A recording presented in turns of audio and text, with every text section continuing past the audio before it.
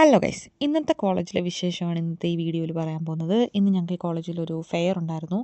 അപ്പോൾ എപ്പോഴും എന്തെങ്കിലുമൊക്കെ പരിപാടി കാണുമല്ലോ. ഇന്ന് സസ്റ്റൈനബിലിറ്റി ഫെയർ ആയിരുന്നു. എന്താണെന്നൊക്കെ ചോദിച്ചാൽ പറഞ്ഞിട്ടുണ്ടെന്ന് എനിക്കറിയത്തില്ല.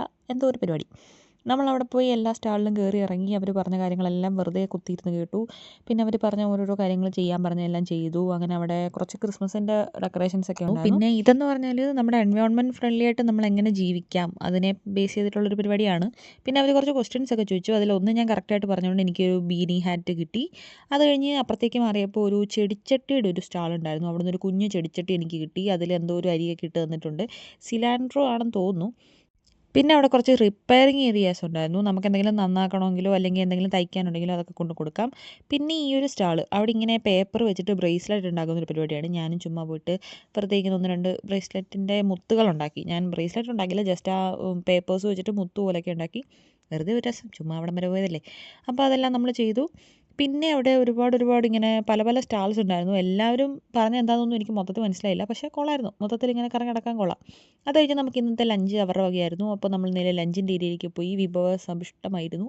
പല പല ടൈപ്പ് ഓഫ് ഫുഡ് ഉണ്ടായിരുന്നു. അതിൽ ചിലതൊന്നും ഇഷ്ടപ്പെട്ടില്ല. ആ സൂപ്പൊക്കെ കറക്റ്റ് നമ്മുടെ ദാൽ കറി, കറക്റ്റ് ഇച്ചിരി ചോറോടെ കിട്ടുന്നത് നൈസായിരുന്നു. അവരത് സൂപ്പായിട്ട് കുടിക്കും, നമ്മളത് കറക്റ്റ് നമ്മുടെ പരിപ്പ് കറി. അങ്ങനെ ഞങ്ങൾ കിട്ടിയതെല്ലാം അർമ്മതിച്ച് കഴിച്ചു, വയറ് നിറഞ്ഞു. അത് കഴിഞ്ഞ് പുറത്തേക്ക് ഇറങ്ങിയപ്പോഴത്തേക്ക് അവിടെ കുറച്ച് ഡെസേർട്ടൊക്കെ ഉണ്ടായിരുന്നു. അപ്പോൾ അതിൽ നിന്ന് 1-2 എടുത്തു. അങ്ങനെ സമയം 1:30 എനിക്ക് 2 മണിക്ക് പ്രാക്ടിക്കലുണ്ട്. അപ്പോൾ അതുകൊണ്ട് ഞാൻ എൻ്റെ പ്രാക്ടിക്കൽ നടക്കുന്ന ബിൽഡിങ്ങിലേക്ക് പോവാണ്. അപ്പോൾ ഇതാണ് നമ്മുടെ building, school of chemistry and chemical engineering. അപ്പോൾ നേരെ നമ്മൾ നമ്മുടെ ലോക്കർ റൂമിലേക്ക് പോയി. അവിടെ പോയി എൻ്റെ ലോക്കർ തുറന്നു, എൻ്റെ ലാബ് കോട്ടും ഗോഗിൾസൊക്കെ എടുത്തു.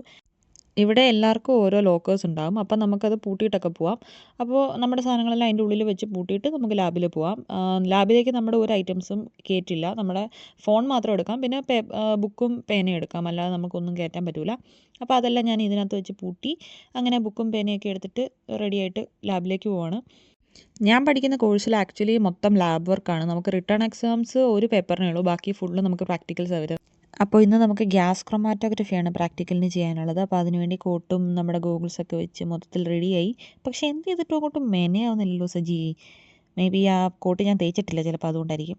എന്തായാലും ആവട്ടെ, ഞാനപ്പോൾ ലാബിലേക്ക് പോവാണ്. അപ്പോൾ ഓക്കെ, ബൈ. ഒറ്റയ്ക്ക് എപ്പോഴൊക്കെ ഞാൻ ലാബ് തപ്പിപ്പോയിട്ടുണ്ടോ അപ്പോഴെല്ലാം വന്നിടത്തൂടെ തന്നെ വീണ്ടും വന്ന് വഴിതെറ്റിപ്പോയിട്ടുണ്ട്. പക്ഷേ ഇന്നെങ്ങനെയോ ഞാൻ ലാബിൽ. ഇന്നത്തെ വിശേഷം അത്രയുള്ളൂ ഗൈസ്. ഞാൻ പോയി പ്രാക്ടിക്കൽസ് ഒക്കെ ചെയ്യട്ടെ. Okay, by.